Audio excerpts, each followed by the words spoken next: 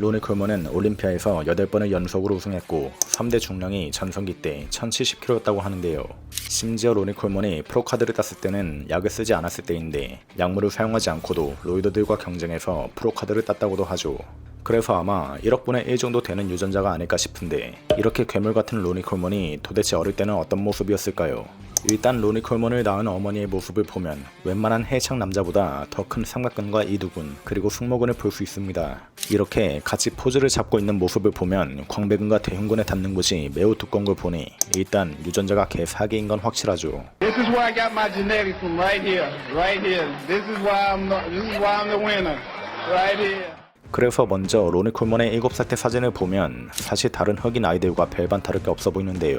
하지만 로니 콜먼의 별명이 로니사우루스였던 만큼 13살이 되고 나서부터는 뭔가 공룡의 유전자를 가지고 있는 듯한 공룡의 상이 조금씩 보이기 시작합니다.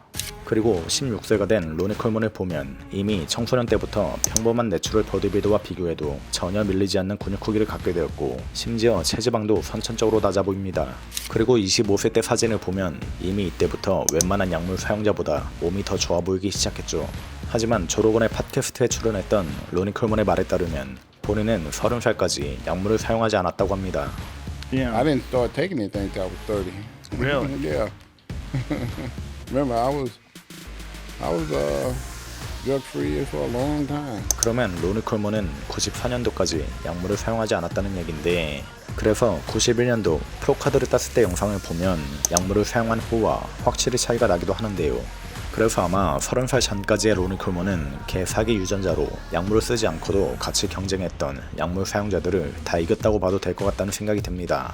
그리고 로니 콜먼이 했던 말에 따르면 당시의 체지방이 1% 미만이었다고 하는데요. 이 사진을 보면 체중이 90kg라고 적혀있는데 이 정도 몸무게로 FFMI를 계산해보면 로이더로 의심되는 27점 이상이 나왔습니다. 그 말은 즉 이미 내추럴 때부터 약물 사용자급 체성분을 가지고 있었다는 얘기죠. 이 정도 넘사벽 유전자라면 어릴 때부터 보디빌딩을 했을 것 같은데, 하지만 로니 콜먼은 대학교를 다닐 때 파워리프팅이 취미였긴 했지만 운동으로 돈을 벌 생각은 없었다고 하죠.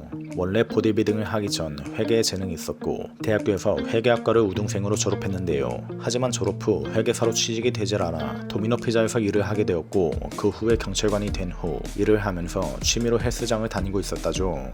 그때 메트로플렉스라는 체육관에서 브라이언 dob슨이 로니 콜먼의 개사기 유전자를 알아보고 미스터 텍사스에 참가를 해준다면 체육관 평생 무료 이용권을 준다는 조건으로 로니가 첫 시합을 참가할 수 있게 도와주었다고 합니다. 그런데 역시 개사기 유전자답게 생전 처음 나가본 꽤 규모가 큰 시합에서 체급 1위 그리고 오버롤 전 체급 1위를 동시에 해버렸죠. 이 영상은 로니 콜먼이 당시에 첫 시합을 나갔을 때 찍힌 걸로 추정되는 영상인데요.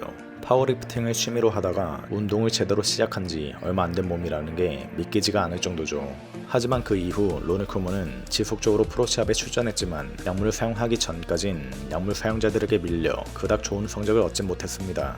하지만 그 이후 약물을 사용하게 되면서 20번이 넘는 세계 대회에서 1위를 하게 되었고 무려 8번이나 미스터 올림피아에 등극되어 역사상 가장 몸이 좋았던 보디빌더로 남게 되었죠.